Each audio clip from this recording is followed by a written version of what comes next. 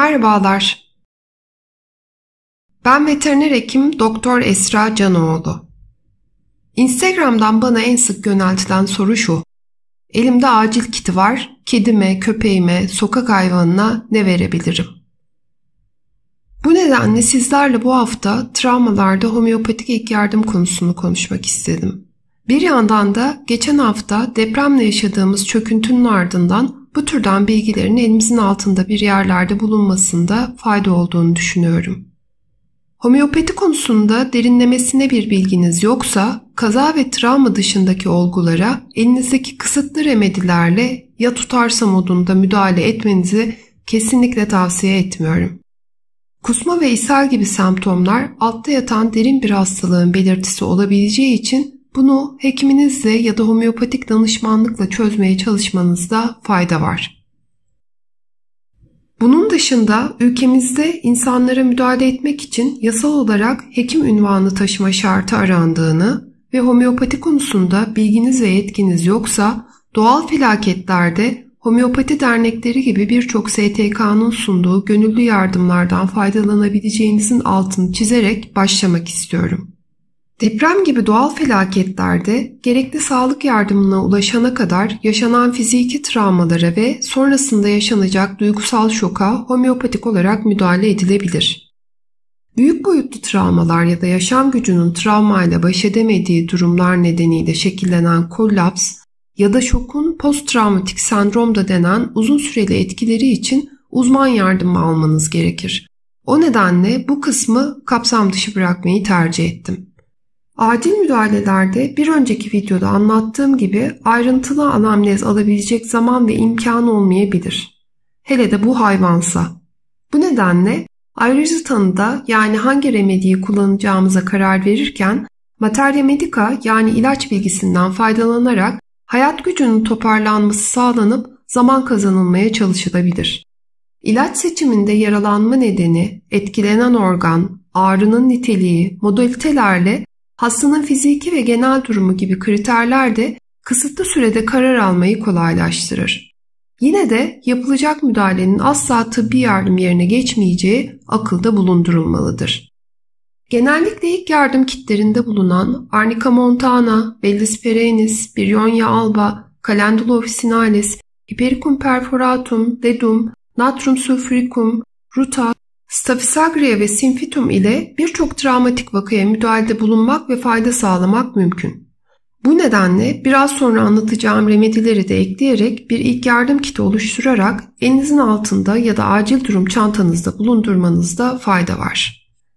Yaralanmalarda ilk akla gelen remedi arnika'dır. Doku travması ve hematomlarda müdahaleye arnika ile başlanabilir. Arnika'ya cevap vermeyen derin doku, iç organ travmasında Bellis, hareketin kötü geldiği travma ve kırıklarda Bryonia, yüzeysel yaralanmalar, sıyrıklarda Calendula, sinir dokusundan zengin bölgelerin travmasında Hypericum, delinme yaraları ve eklem burkulmalarında Ledum, kafa travmaları, beyin sarsıntısında Natrum sulfuricum, eklem ve tendoları etkileyen olgularda Ruta, kesik yaralarında Staphysagraea, göz travmaları ve kırıklardaysa Symphytum ilk akla gelecek remediler arasındadır. Arnika kendini morarmayla belli eden yumuşak doku hasarında kanamayı yavaşlatır, şişliği azaltır, iyileşmeyi destekler, ağrı ve şoku hafifletir, enfeksiyon riskini azaltır. Dokunmayla artan ağrı dokunulmaktan korkmaya yol açacak kadar şiddetli olabilir.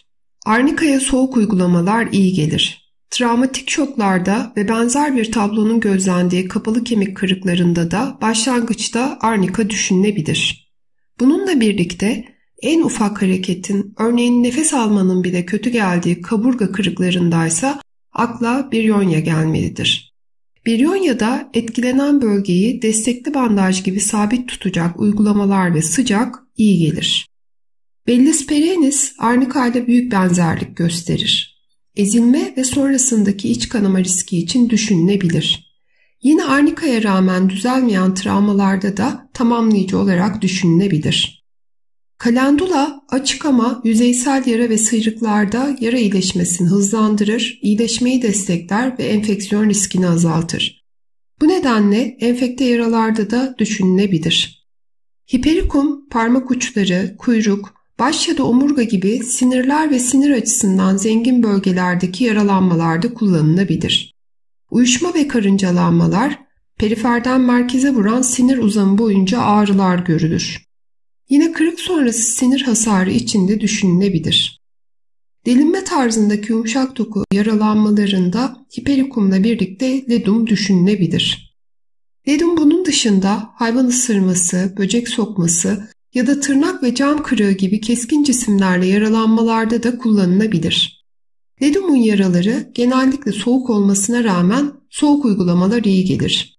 Morarmış göz ve eklem burkulmalarında da kullanılabilir. Beyin hasarı veya beyin kanaması riskine sahip kafa yaralanmalarıyla omurga yaralanmaları için natrium sulfurikum düşünülebilir. Ağrı dinlendikten sonra daha da kötüleşir. Ruta, tendo veya perios yaralanmaları ile burkulma ve incinmelerde düşünülebilir. Yaralanan bölgede sertlik ya da şişlik olabilir. Tabloda soğuk nemli hava ve eforla kötüleşme vardır. Staphysagria keskin cisimlerle yaralanmada, özellikle de yara dudakları düzgün olan kesiklerde iyileşmeyi destekler ve enfeksiyon riskini azaltır. Dokularda aşırı hassasiyet vardır, dokunma ve soğuk iyi gelmez. Simfitum gözün arnikası olarak da bilinir. Kırık onarımında da oldukça etkilidir. Bu nedenle kırıklarda arnikadan sonra kullanılabilir. Yeri gelmişken göz travmalarında aklımıza gelecek ilk 3 remedi ledum, ruta ve simfitumdur. Kanamalarda ilk akla gelen remedi yine arnikadır. Hematom ve arteriyel kanamalarda düşünülebilir. Fazla miktarda ama yavaş kan kaybıyla vücudun soğuduğu olgularda, özellikle kan kaybına bağlı bitkinlik ve baygınlıklarda çina, kanamanın pıhtılaşmadığı sızıntı şeklinde koyu renkli venöz kanamalarda hamemelis, özellikle iç organlardan kaynaklı parlak kırmızı kanamalarda ipeka düşünülebilir ki tabloda halsizlik ve bulantı gibi mide semptomları gözlenir. Koyu, neredeyse siyah kan varsa lahezis, açık renkli, şiddetli ve arteriyel kanamalarda, özellikle de doku kolaylıkla kanıyorsa fosfordan yararlanabilirsiniz. Kazanın fiziki düzlemi kadar psikolojik belirtileriyle de baş edebilmek için ilk akla gelen remedi akonitumdur.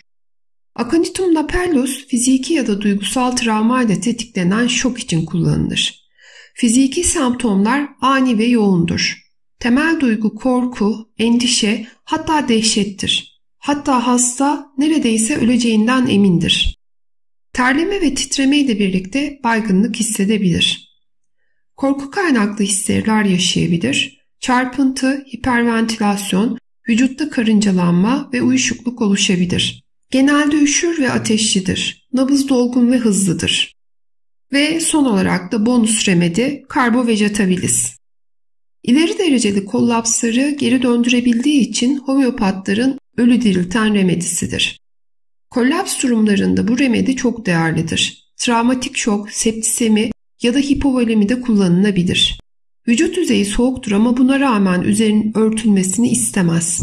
Hava açlığı ve siyanoz gözlenir. Bu nedenle yelpazelenmek ya da hava akımının olduğu yerde bulunmak iyi gelir.